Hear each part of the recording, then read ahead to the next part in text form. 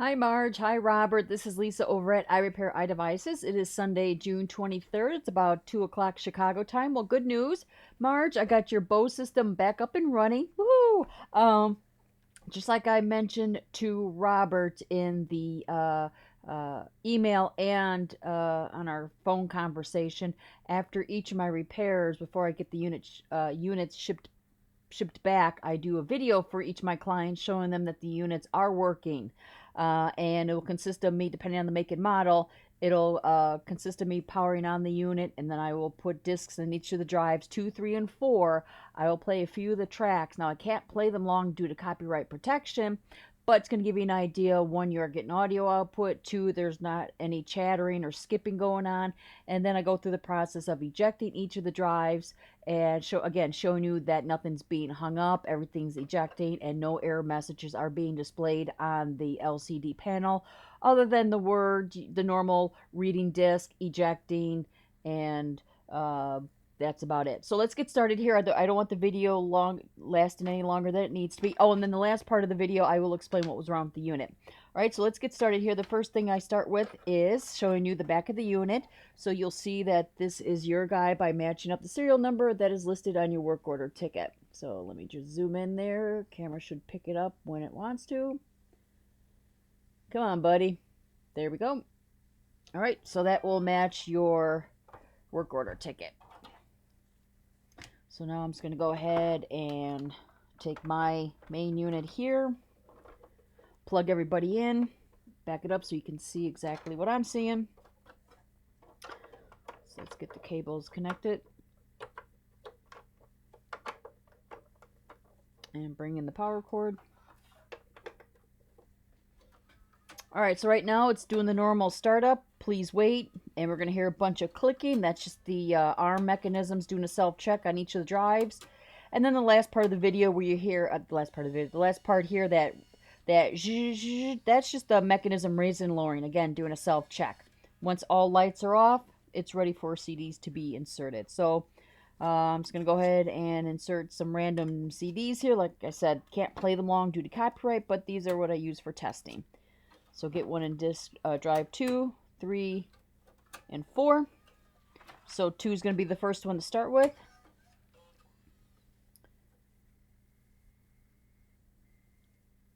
It's spinning.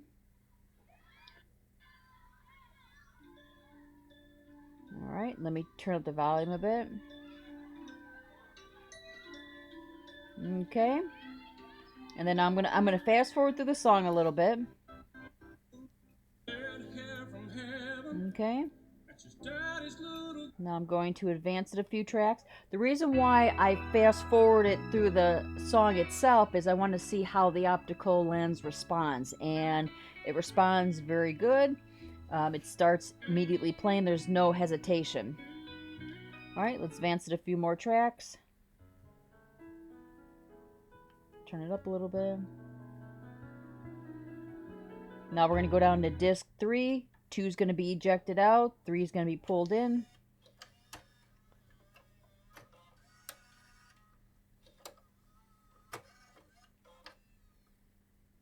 And from your note that you're only able to play discs on drive 2, 3, and 4, you couldn't get anything. So right now, as you can see, we're able to do that. All right, let's fast forward a few tracks. This is some Monk CD somebody left behind. So I'm going to fast forward through the song. Again, optical lens is responding as it should. Go forward a few more tracks. Okay, now we're going to go down to disc 4. 3 is going to be ejected. 4 is going to be pulled in. And the lights are working as they should. The drives that do have CDs in there that are not playing are the amber color, and the one that's active are green, or is green. So it is working as it should.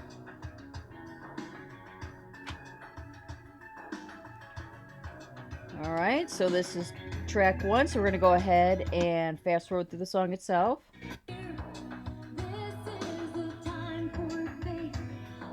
Okay, so now we're going to advance it a few tracks.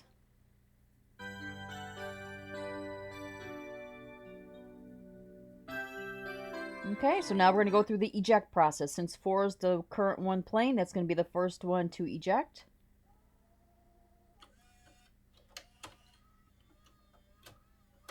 Then it's going to go up to drive 2. And then last but not least, number 3.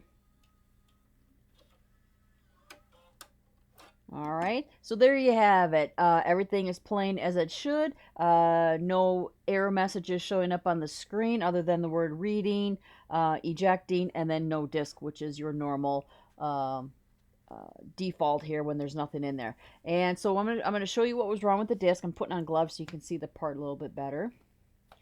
The problem with your part or your unit was you had a broken worm gear coupler. All right, so this is the piece right here. Actually, it's supposed to be one component. All right, it sits something like this, and it gets mounted on one of the rails. And when it broke off, it prevented the mechanism from raising and lowering. So when I opened the unit, it was actually like on an uneven state because one of the rails wasn't being allowed to go up and down. So that was the culprit. Uh, that was preventing everything from not working properly.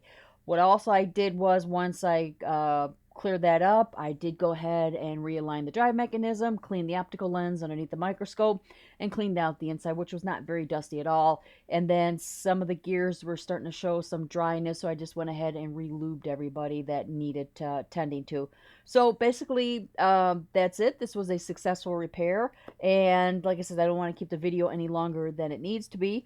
And just a quick recap, your unit came in indicating that you were able to play discs on drive 2, but 3 and 4 you could not, and the culprit was that worm gear coupler, the broken piece there. So there you have it, and well, you'll get your unit back and enjoy the music again. All right, I will talk to you guys later. Have a good one. Bye.